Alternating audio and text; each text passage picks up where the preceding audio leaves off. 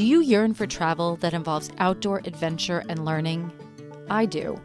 I also have a passion for all things farming and agriculture. I've traveled to exotic jungles to learn about growing chocolate. I even once owned my own organic vegetable and sunflower farm. And now I'm planning my journey back to agriculture. Agritourism, defined as travel that involves some type of agricultural experience. Agritourism is all about entertaining, but the marketing strategist in me knows that at its core, agritourism is really about educating, and education affects change. My future farm needs to deliver a profound experience to all of its visitors.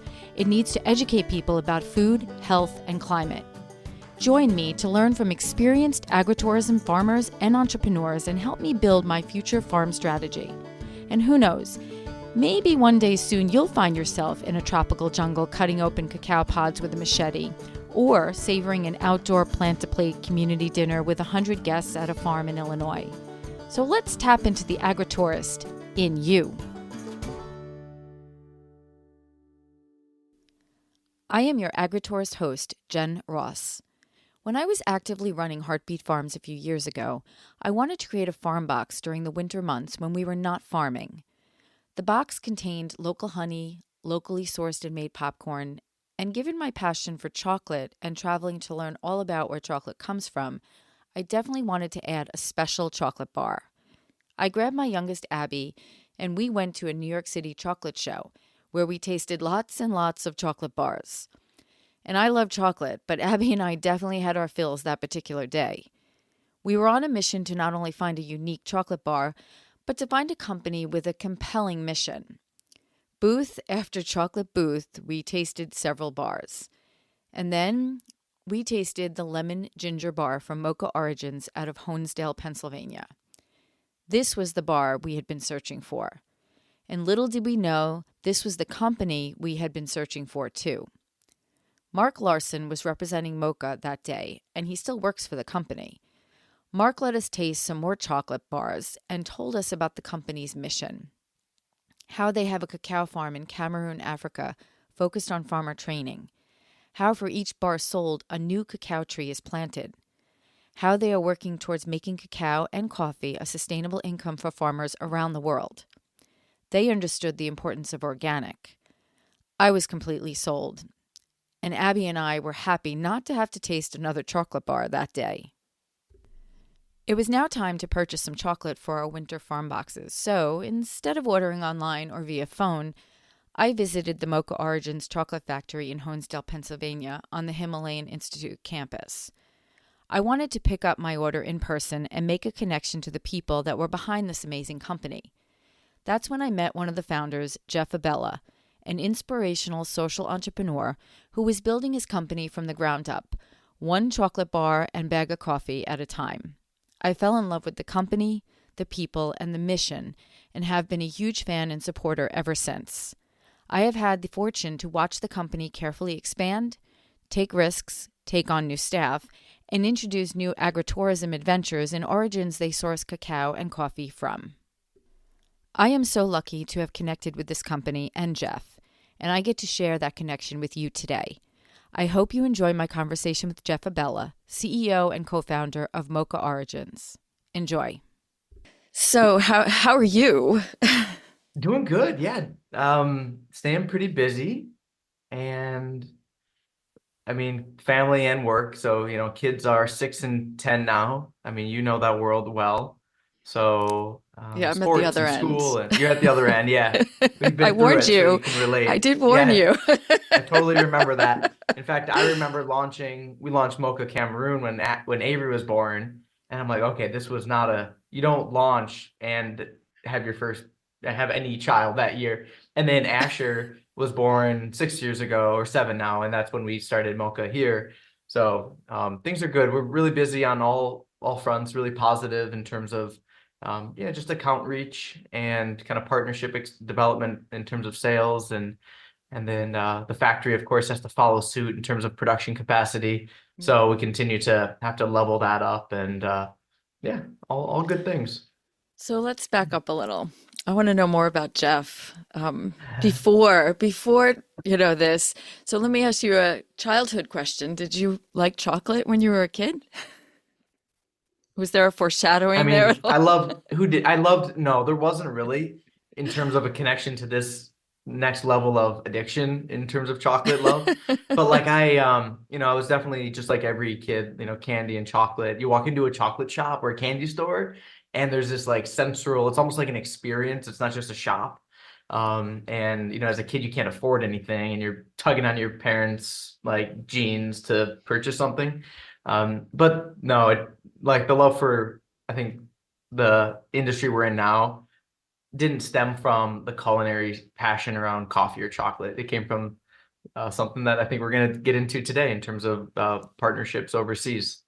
So, So tell me more about you. You're growing up and just how did this yeah. social entrepreneur get started? What Well, inspired you? before, I mean, a lot of it happened like I always really loved engaging in business. And that's such a broad like term. Entrepreneur was never even, I don't even know that I knew that word until I was in my 30s, which That's was okay. about a decade ago. So, like, I think it was more like businessman, or, I watched my dad start a small business and grew that. And for, 30 years, ran a recording studio. And while I was in high school, I was just kind of miserable. I always wasn't a very focused student, wasn't passionate about like sitting in the classroom and that structure. And without that interest, I wasn't very good. I was not a great student. It was like a devastating reality until I graduated high school. And Did you grow I, up in Pennsylvania? nope, Madison, Wisconsin area, Oh, just south of Madison in a small town called Belleville. Yeah. wow. Yeah. Okay. Yeah. And it was right after school I started working for my dad. And, as an entrepreneur, being with him kind of exposed me to taking care of the small business tasks. And I then went to school for audio engineering and started doing more marketing work with that audio engineering background at his studio. And for 6 years worked with advertising agencies to produce radio commercials and fell in love with small business management, different business ideas. That creative process like really started a fire in me, and kind of drove me to want to expand on that. So So yeah, then what brought you to the Himalayan Institute? Or how did you connect? that How was that yeah, connection made? it's such a wild kind of story. But we were doing a recording session for an author who did a book on tape. It was actually a CD at that point. I'm not that, I don't want to put that date on me, but it was a book on It's okay. CD. Now it's like, everything's digital, but the content was about yoga, meditation, wellness, just like life scope, and really spoke to me. It was one of those sessions where I found myself getting lost in the subject matter. And at that point, I was early 20s at best, started a few business on the side. I was always dealing, whether it was cutting people's lawns or typically working 2 to 3 jobs. So that business, that energy to add value and create was there. But for the first time, I was hearing more about like internalizing that passion and more personal development, how to become stronger as an individual, how to have more self-awareness, and ultimately be able to sustain that energy and drive long term by having a solid foundation. And so that author relates back to the Himalayan Institute, which is where I heard about the Himalayan Institute through.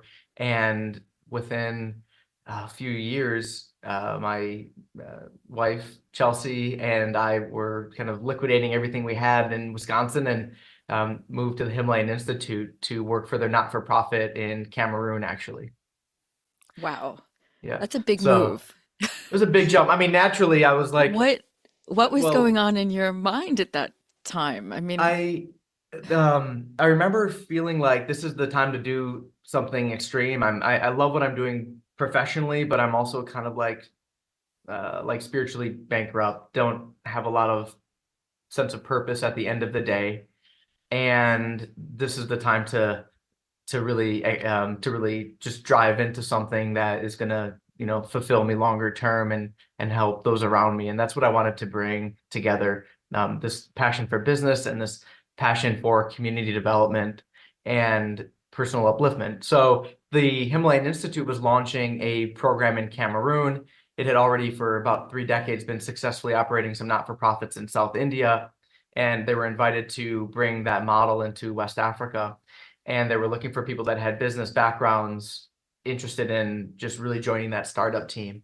And I just could not be looking for a better opportunity. It was like right at knocking on the door. And so, yeah, I did what any sane person would do. We sold everything and moved to Cameroon.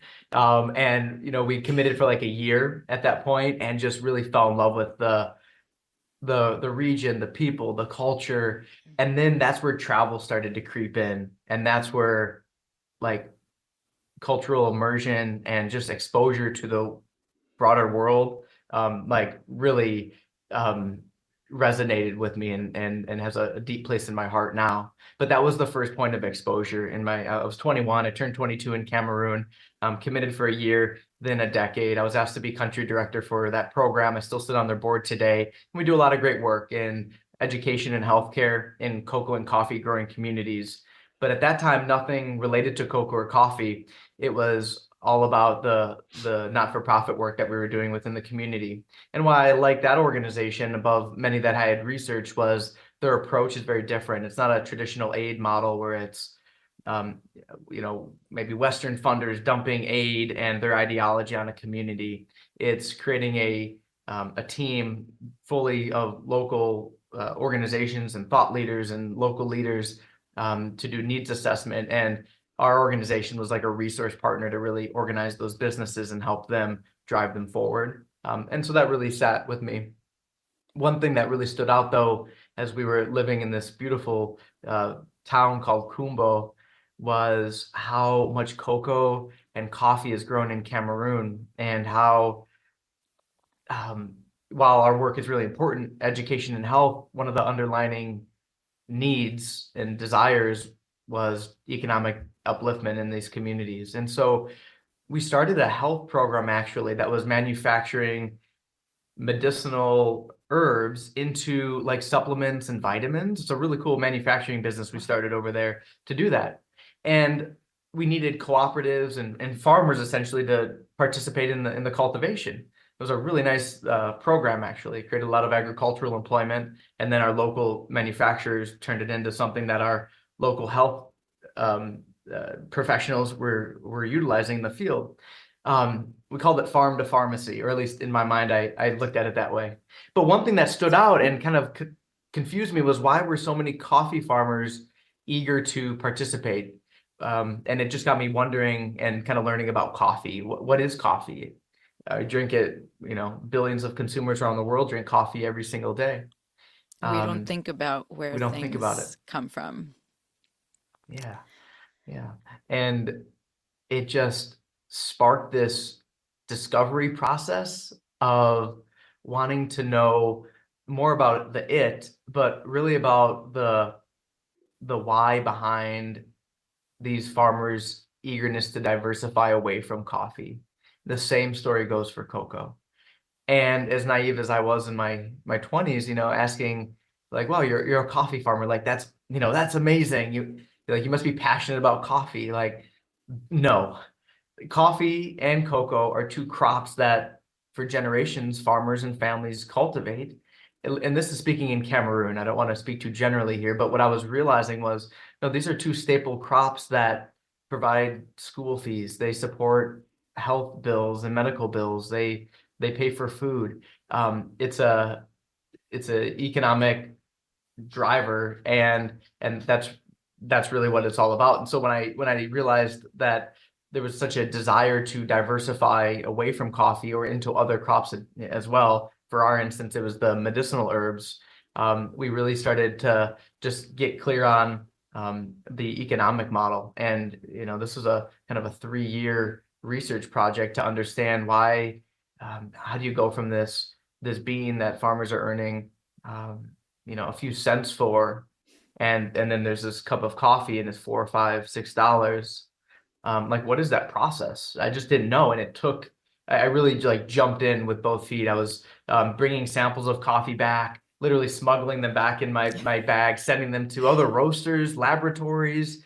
This was all out of pocket, just trying to understand like what is this green bean, this green coffee, and how do you transform it into this beverage? And throughout that value addition step, like what are what are the economics of all of that? And through that, just really got passionate about small batch roasting. Never departed from the passion of working on the farm side. So what we started was Moka Origins. This is in 2015. It's a community farming project that really works with farmers, both coffee and cocoa, in a very hands-on way. So our team of agronomists support just increasing output of production while decreasing costs, as well as increasing quality, so they can hit a premium or like a specialty benchmark. In coffee, it's specialty market. In cocoa, it's usually like a fine flavor or specialty as well. But if they could hit that grade, there's more value on the on the commodity side. And so when we started Mocha in 2015 there, it was a really exciting moment for us because it was my first like active agricultural project where that was the primary focus. And the reason I was so excited about it was because just farming in general is such an important part of livelihood in these regions. And it was something that I felt could be a scalable approach. And with quality as the lever, also realizing that it's something that could plug into the market. And if consumers are willing to or are able to understand the differences in quality, and if there's value around that, well, that could be the leverage needed to be able to buy fair trade beans or pay premiums and do other social investments on the farm side if we could produce a product of higher quality. So that's kind of that's like a 15-year story there. Yeah. So was this when you first started Mocha, was it under the Himalayan Institute? Was it something did they help fund the startup? How did that work? Because you know, I obviously get you did a asked lot that of all the time. research. Yeah.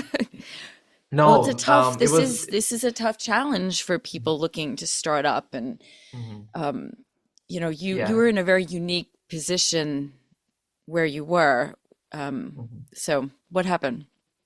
Yeah, so it's such I mean, the financial component to starting a business and now like scaling up a business, it's so relevant. So I'm really glad you brought this up. No, Mocha is a separate organization. So me and my business partner, Ishan, um, very dear friend at the time, still a good friend, but now business partners. And Business yeah, partnership can be hard. it doesn't always end that or go that way. Yeah. No, we've always been aligned from day one that we want to continue our not-for-profit work, but also find a agricultural linked project and evolve that into a consumer packaged goods brand. And so um, no, we bootstrapped from day one and then eventually needed some startup capital. So we invited some family and friends to contribute to that. But we haven't done any formal like VC or capital rounds. It's just been very mindful growth and doing so to make the business sustainable. That's kind of one of my desires and um, uh, qualities of business that I really wanted Mocha to embrace from day one. That it has to be financially performing so that it's gonna last. And I think for me that was a really deep-seated need. And it doesn't need to be for every business. Like raising VC and burning through it at growth at all costs is a model. The reason I didn't want to do that, I was so sick of fundraising. I'd spent a decade in the not-for-profit world. So we're writing grants, we're doing crowdfunding, I'm doing public speaking and raising, donations, donation rounds every year to fund what is really important work. Like there's nothing wrong with that. But I didn't want Mocha to be that. I wanted it to be a model of a social enterprise, a business that's designed to do good, a business that needs to financially perform, it needs to be sustainable and profitable, but intrinsically it's linked to paying farmers fairly for the materials, We plant trees for all the products that we sell. So we're really reinvesting into farms at this point, and we're running Moka Origin Farming School with those proceeds. So creating a model, and when there's two business partners who are ideologically aligned, this is really easy to do. But if you have a lot of partners or shareholders, and there's all that pressure, it can get the intentions can get murky. And so this was very easy for Ishan and I to agree on. This is the pathway forward, something that we're building, which is designed to do good, and something that we're going to make sustainable financially from day one. Okay. So paint a picture of me for me now, right, of Mocha right now. And then I'd like to obviously get into the trips, but Mocha itself, in Honesdale, Pennsylvania, is its own agritourism adventure.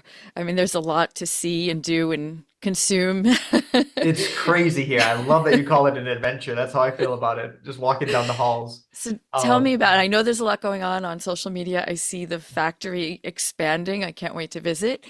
And, so tell me about what's happening right now with Mocha. I know it's exploding right now. Well, it's at a really good point, and it's an exciting time for sure. So in Pennsylvania, at the campus of the Himalayan Institute, they had this beautiful dairy barn that 7 years ago now, Mocha rented to call our home.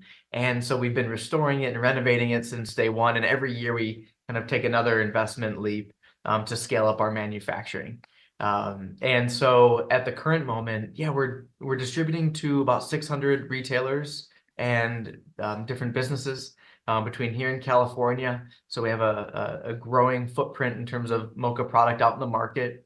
And we really needed to scale up our manufacturing to support that.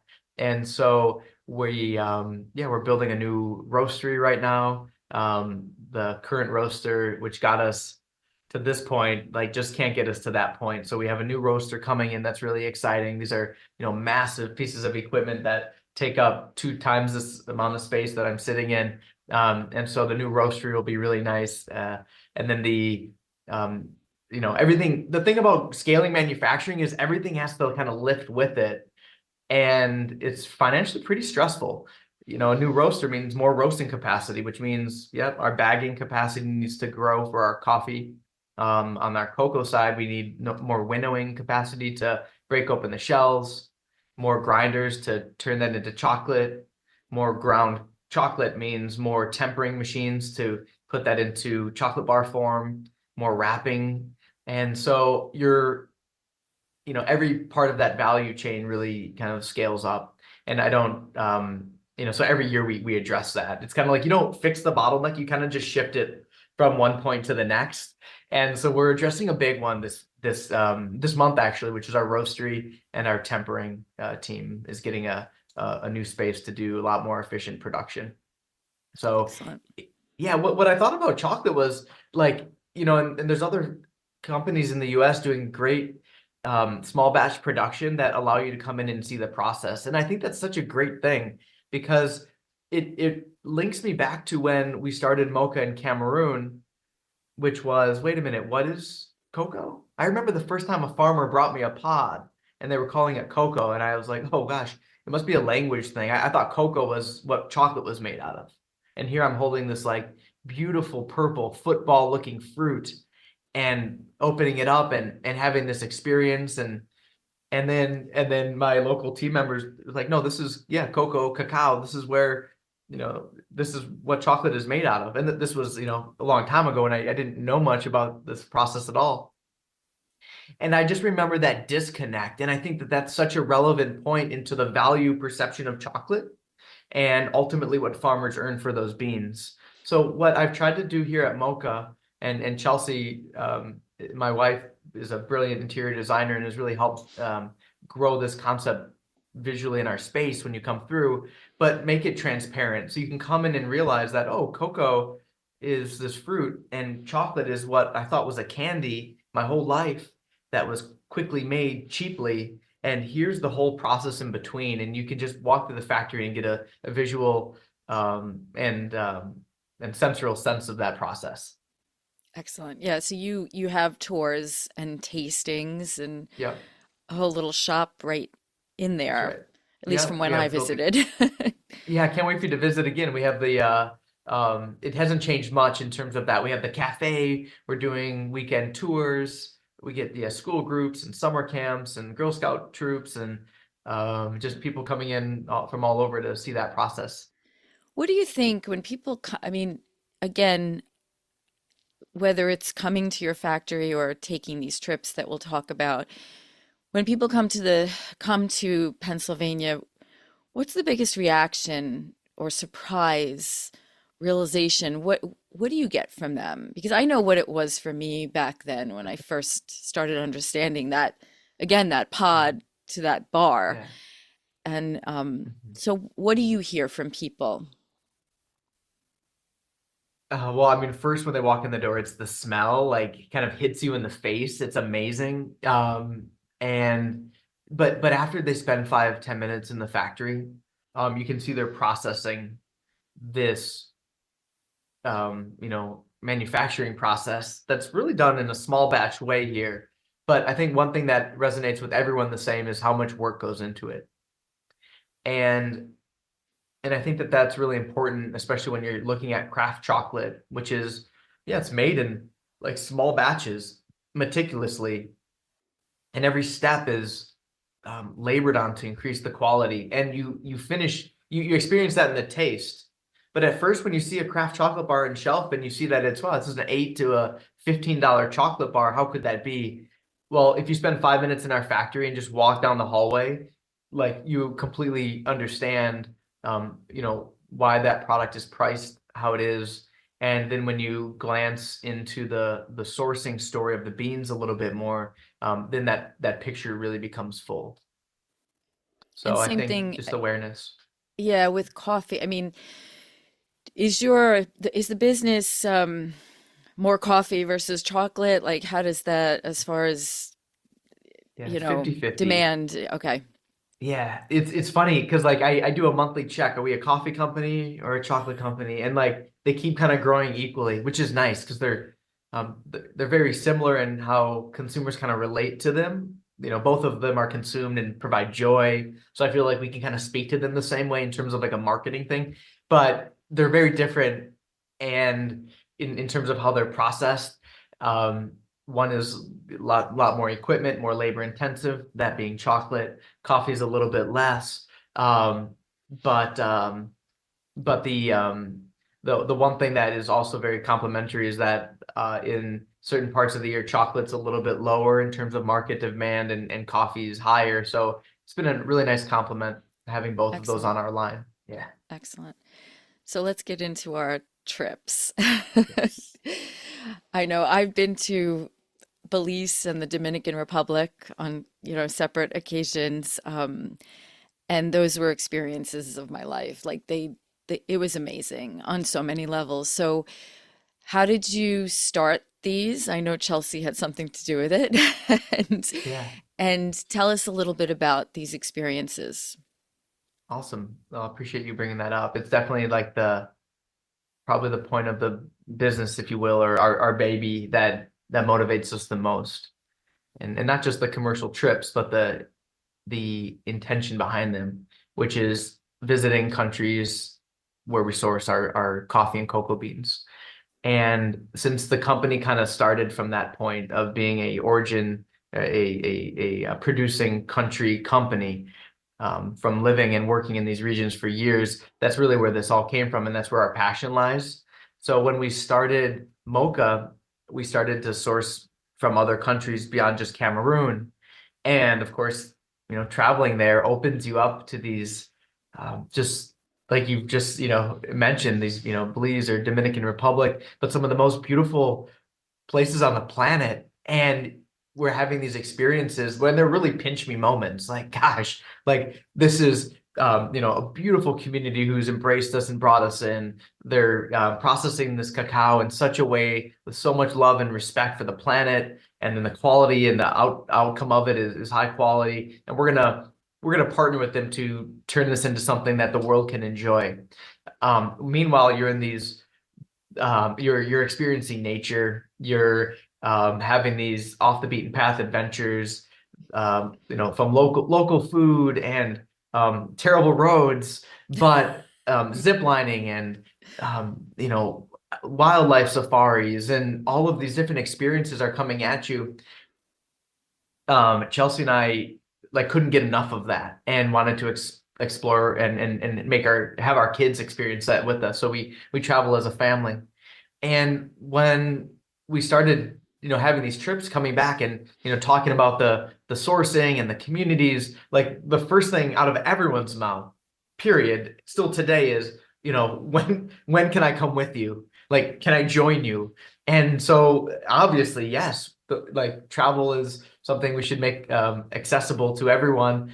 And some of these remote locations that we're sourcing from are not accessible. They take logistical planning beyond what you're going to find in like a travel guidebook. And so we really worked on that to curate these trips. And Chelsea is our trip curator and does a phenomenal job with planning these trips to a T and kind of striking that balance of, adventure and experience with cultural immersion. Obviously, agriculture is the why behind it. So, we're harvesting cocoa, we're fermenting and processing and drying, getting our hands dirty, sacking them up, and later they'll show up here at Moka in our factory. So there's that element of like fair trade or direct trade, which is kind of the theme of the trips. But at the same time, then yeah, local cuisine and cultural experience that you wouldn't get if you went to Mexico with a tour group and you're on the in the resort, and they might take you in for like a day trip to do something or eat at a restaurant at best. It's a complete opposite of that. It's being hosted in these communities and in the most heartfelt, genuine way.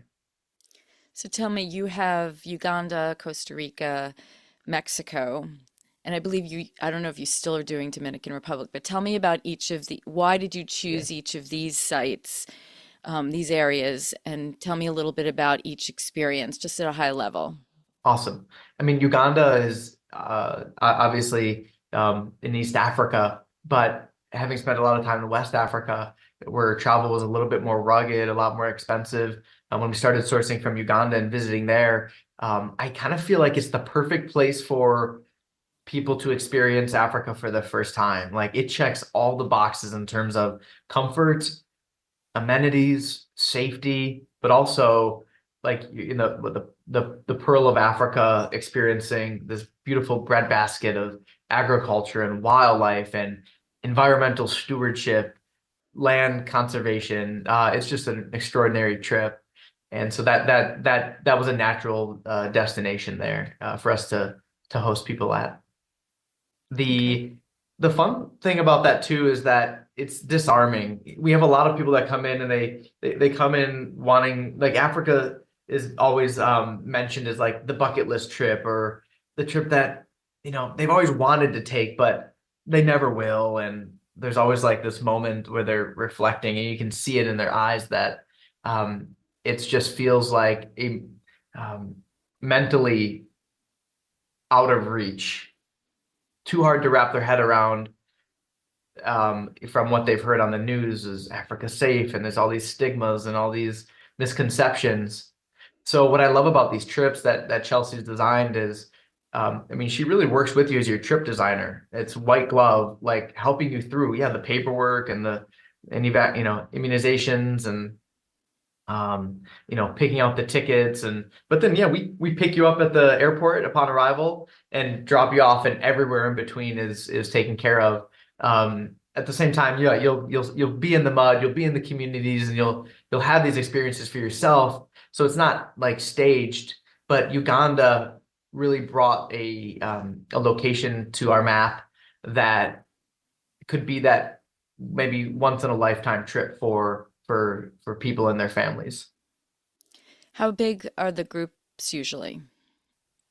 15 to 20 is usually like our target group size. Yeah, 15 is really nice. Like Uganda, we cap it at 15. Um, Everyone's in their own different Land Rovers, and you have your guide who you become very familiar with, and for 12 to 15 days become family with. a group of like 4 or 6 people in your vehicle. And so, yeah, the smaller the group, we kind of keep it that way so that it's, nice and intimate. There's an experience that you're having as an individual, and it's not like overpowered with a massive group dynamic or what might feel like a tour group. Yeah. Mhm. So I know you recently returned from Uganda, correct? You Yeah, were just there. we So I'm did. sure every Yeah. time you go with a group, it's obviously a unique group of people and you probably learn a lot or re-experience things in a different way with that Mhm. group. The dynamic, Yeah. changes every time. So it's probably an amazing experience for you as well. It's such a great point, and I don't think of that way. But as you're mentioning it, like having flashbacks of, yeah, it's kind of a new experience each time because of I mean, obviously the group dynamic changes the energy a little bit, but I think the type of people that travel with us each time is different, and you're seeing them explore things from a different point of view.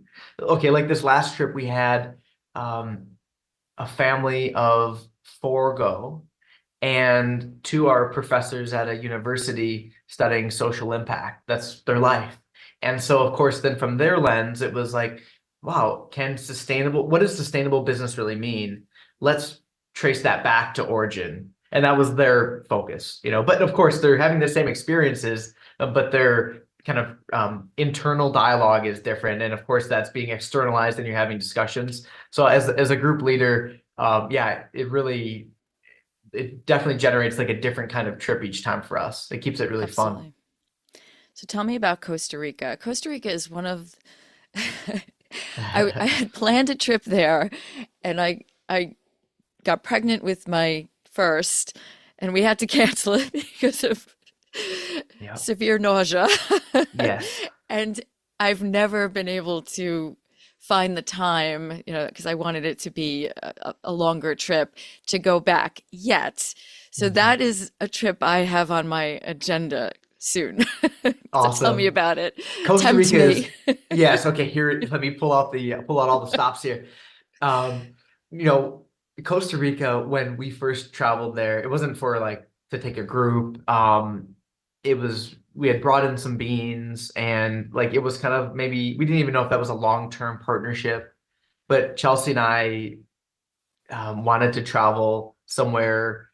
We had been doing a lot of other travel that year, and it wasn't like cushy travel. It was kind of it was just a lot of intense travel. And I'm the kind of person, and so is Chelsea. Like once we get back from a trip, it's okay, where are we going next? And I don't know if that's a good or a bad thing. That's just how we're kind of wired. We really like planning out the next thing, and it's been like that since I was a kid.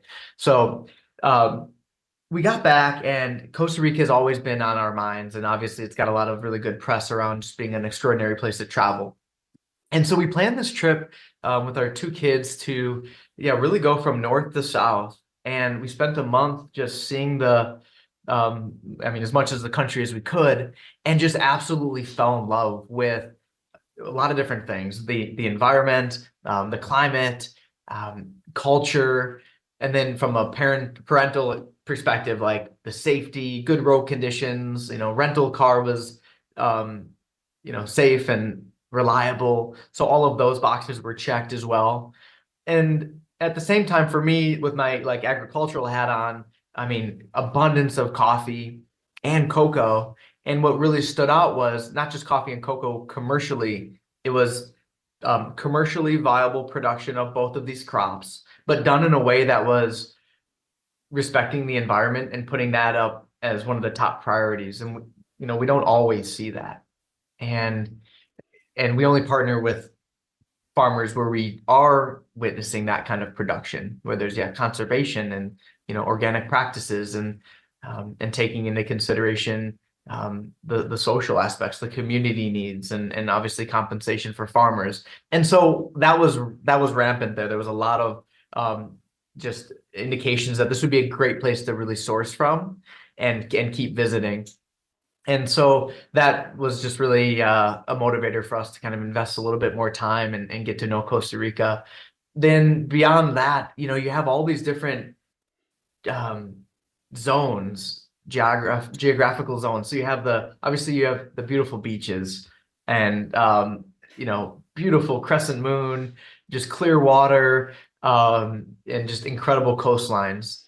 But then you also have the exact contrast. You have the cloud forest. You're at 4, 5, 6,000 feet. Very sparse vegetation, clouds, and this mountain village vibe, which I really love and actually relate to a lot of our coffee work that we have in Cameroon. And then you have the in between. You have the dense tropics as well, where you're having rainforests and sloths and all this wildlife. The birds there are incredible. I'm not trying to tempt you. I'm just pouring my heart out now. I'm there. Cocoa, yeah. And so it just had a lot of those different um and within a few hours too, whereas a lot of the places we'll travel, it's like, okay, now we're going to drive 6 hours on that day and we'll be in the rainforest, and then we're going to drive 7 hours in 3 days and we'll be in the savannah. Costa Rica kind of had all of that within 2 or 3 hours, which was really nice from a logistical standpoint. And so then when Chelsea started to observe it with her lens, it was like, oh, we could really pull together like a impactful and efficient 10-day trip where people get to experience the farms on the coffee side, the cocoa side, which, by the way, are in very different regions. Coffee grows at a high elevation, about 4 to 6,000 feet, and cocoa or cacao is usually at about 1,500 feet to 2,500 feet. Anyway, so all of these things could be achieved within a 10-day trip and not too stressful. And so that's really where Costa Rica entered the picture in terms of an origin adventure trip. That sounds amazing. And I can't wait. So, It's incredible. You should definitely prioritize it. There's so many different ways to travel there and so many things to see. And you know where to call when you need to, oh yeah. dialogue about your trip planning. Yeah. So, That sounds yeah. good. And Yeah. then Mexico. I know you have Mexico on the agenda. So tell me a little bit Yeah. about Mexico. Mexico is unbelievable. Every time I go back, I feel like, why are we not living here, almost kind of a feeling? It's just got this cultural vibrancy that I didn't feel growing up in the Midwest. And it's okay. My culture was that of the Midwest, and that's fine. But it doesn't like bring me to life like when I go to Mexico. And I spent 3 years in central Mexico prior to Moka working for Himalayan Institute's not-for-profit work. And so every time I go back now for Moka or just for pleasure, I'm just reminded of the beauty and the beauty of the culture and the people as well. Just the most welcoming and inviting communities that I've ever been in. And Wow. I think that why I'm kind of almost lost for words here. It's so close to where we are here, geographically speaking. It's so approachable. It's so it's within reach. But I don't spend enough time there. And when we designed a trip there, it's just made like complete sense because it's not only a thriving coffee producing country, it is also growing a lot of cacao. It's also a chocolate manufacturing country, which is interesting. Mexico actually is a net importer, so it's importing cocoa from other countries to manufacture to support its own chocolate manufacturing and market. I And didn't know that. yeah, it's pretty wild. And what that led us to understand, though, is that a lot of the local market chocolate is not super great quality. I mean, it's the big brands that we all know here, but it's a lot of like other things outside of cocoa, sugar and palm oil and all those things. And so what that allows is for buyers to purchase low quality cocoa at low prices and just bulk manufacture that. So we partnered with a few different organizations. One is just amazing.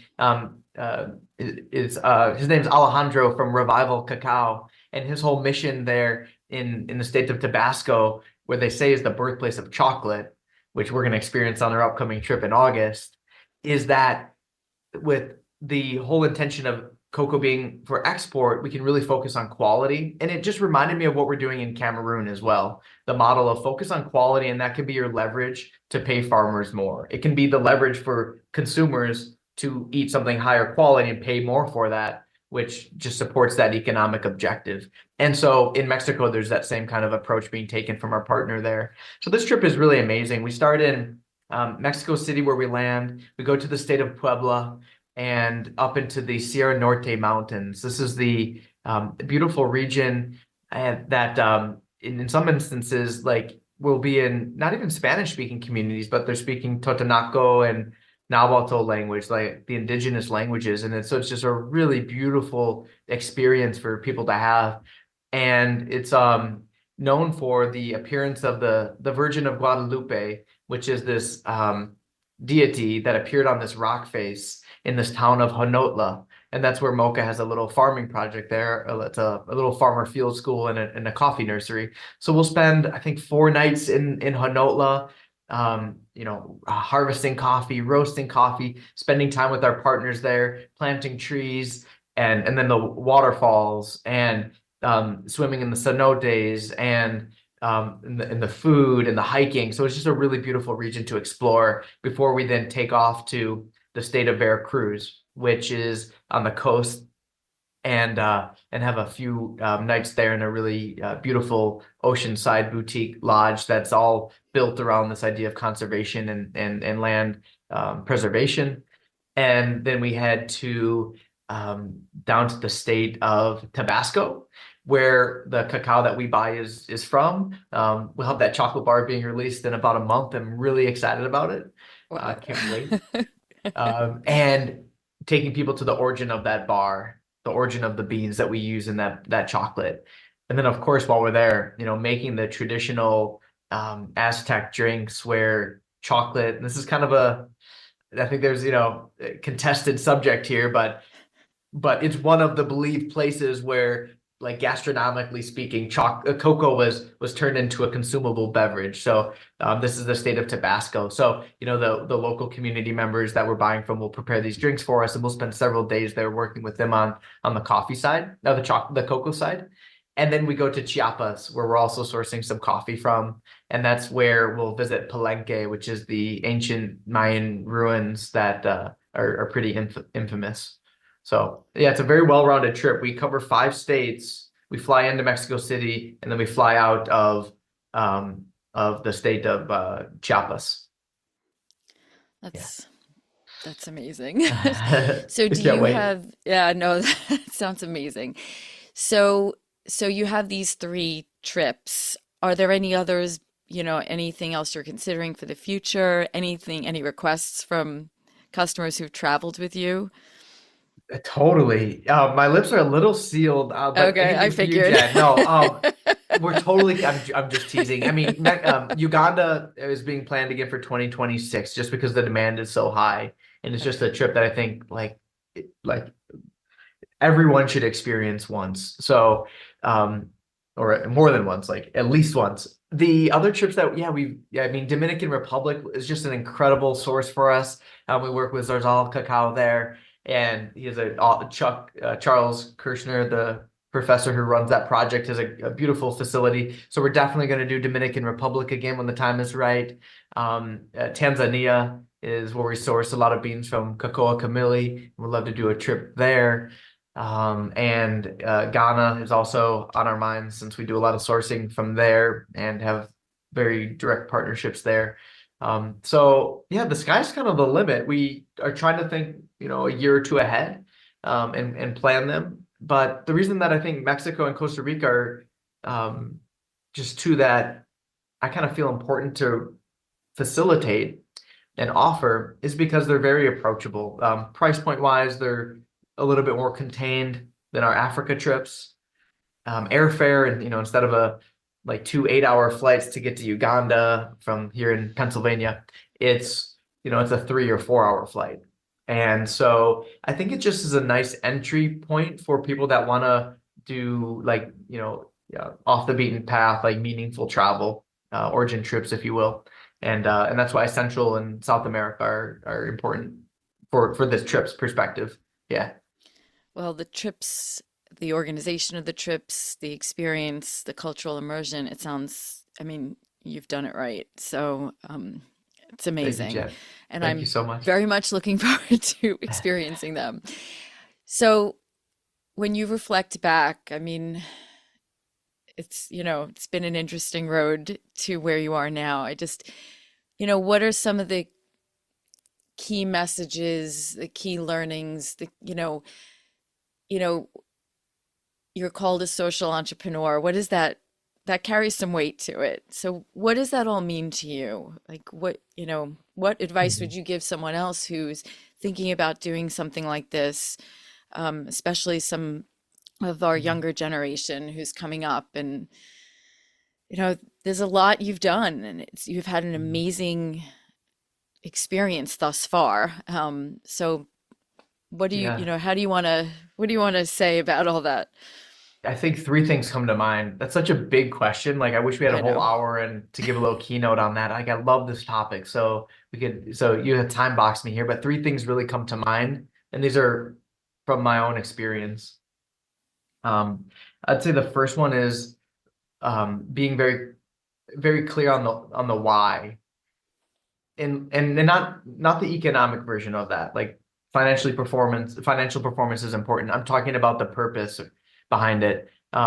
For me, if we didn't have a passion for working with the farming communities that we knew and loved and wanted to focus our energy partnering with, I would have gave up a long time ago. And I mean, a lot of late nights, late years worth of them. Entrepreneurship is lonely. You're tribe of one and you have an idea and it's crazy. And then you maybe have a partner and then, five people believe in you and, you slowly kind of build a network of people you can even like at first though, it's who do you even talk to and are people even open to giving you advice and you're still conceptualizing it. The financial aspect is daunting. The physical aspect, it depends on your business, of course, but I'm just saying there's a lot of challenges. And if the only motivation is money, there's a lot more comfortable ways to earn a livelihood in this lifetime. And I'm not even saying that social entrepreneurship or starting a chocolate factory is one of them. That's probably not even on that list. But I guess what I'm saying is having a clear sense of why you're doing it and hoping that that's rooted in something that's truly a passion to you. If you would spend your time doing something for no compensation, if money wasn't even a factor, just imagine you didn't need to earn an income. What would you be doing with your time? For me, it was working with farming communities to try to create a more sustainable source, a more sustainable supply chain. And so with that why, I was very clear on it, and it's really helped me get over a lot of hard times in the startup world. And so that's the main thing: being clear on your purpose and being passionate enough about it to fuel you through when nothing else is there for you. You're probably not paying yourself. You might not have a mentor. You might be a team of one, but believe in yourself and believe in that purpose, and a lot of amazing things can come from that. Yeah, So that's probably the excellent. first thing. Yeah. The second thing is having patience too. I don't, and I'm not a patient person. I like to have an idea and then it's like, okay, I'm going to drop everything and just start executing on that. And that's not necessarily a great quality. I'm just pointing it out in myself. I tend to, I have a lot of ambition, but you also need to have a lot of patience. It takes time for a concept to mature. It takes time for your team to come together, for your finances to take shape. It's not an immediate gratification thing at all. And just having more patience and appreciation for that process is really important. Uh, and I think there's a Yeah. lot of like yeah, there's a lot of like ways to do things quick these days, and I think there's a lot of energy around like get rich quick or like this is a shortcut to that. Starting a business, there's like it has to go through its maturity, its life cycle, and patience is important. If not, you'll probably not stick it out. And if your metrics aren't you're not meeting your metrics, whatever those are, like then maybe there's a reason to depart from it, but don't be impatient. Don't depart from it prematurely. Um, have a time frame that's realistic. Yeah, and then I think the third one is grit as well, which is just having the the drive to, get out of bed, get motivated, go to your job, earn your income, and then come home, like eat the cheapest meal you can, get to work and, push until, 1 or 2 a.m., then go to bed and do it all again. So having that grit. And maybe that's not the cycle of every entrepreneur's startup story. It sure was mine for several years. And having that energy and that desire to really push for it. I'm doing a podcast right now. Then I'm into a finance meeting, and then I'm doing deliveries today because my delivery person isn't available. I'm lifting boxes in the rain, like having enough of the appreciation for every part of the business and the grit to get it into the end zone. Excellent. That's great advice. So I can buy a chocolate bar. I can buy coffee. I can come visit the factory in Honesdale. I can sign up for a membership. Yep. I know because I'm part of that. Thank you. I know you wholesale. I can take one of these amazing trips. Is there anything else you want to convey to people about how to either get involved or get connected, and support everything, support Moka? I think you just went through the whole catalog. I don't know. I feel like you're such a good spokesperson, but not only for Moka, for craft chocolate. So whether it's Moka Origins or one of the other lovely 100 or 200 craft chocolate makers in the US, just supporting supply chain that is doing it the right way. And it will come at a cost. But at least in our instance, farmers aren't paying the price for that. And just supporting products with purpose. I think that's my last call to action. Yeah. I love it. Products with purpose. Perfect. All right. Thank you, Jeff. I really appreciate your time. I hope our Agri-Tourist podcast prompts you to think more about where your food comes from, whether it be your vegetables, fruits, meats, and even those sweet treats. Don't forget to subscribe and share this podcast with someone you think may truly benefit from or be inspired by it. Visit us at agri-tourist.com. Until next time.